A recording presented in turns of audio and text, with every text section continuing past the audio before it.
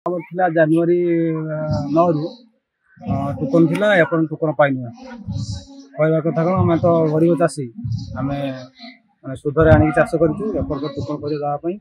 आसो 5 दिन पर आसो 5 दिन आज 5 दिन कल रबार सरी रबार 5 दिन आज सोमवार छुट्टी थी आम आज आसू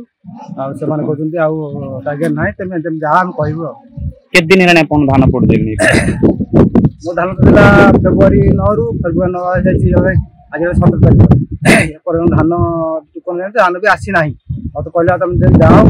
फोन कर फोन कले भी रिसीव कर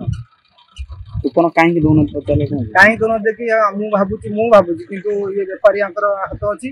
चाल अच्छी से बेपारी सहित परामर्श अच्छी बेपारी दे सारा मुझे चाष कर सरकार कौच आपण निर्दिष्ट टाइम धान नब मंडी आम निर्दिष्ट टाइम ये आसला टोकन पाऊन आम 5 तारीख टोकन ये रखी सारे धान रखीचु 84 बस्ता एपर्त आम टोकन पाइना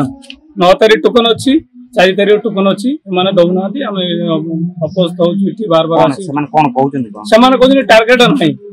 ना गवर्नमेंट जो टार्गेट ना आम धान आनीपार भय चलू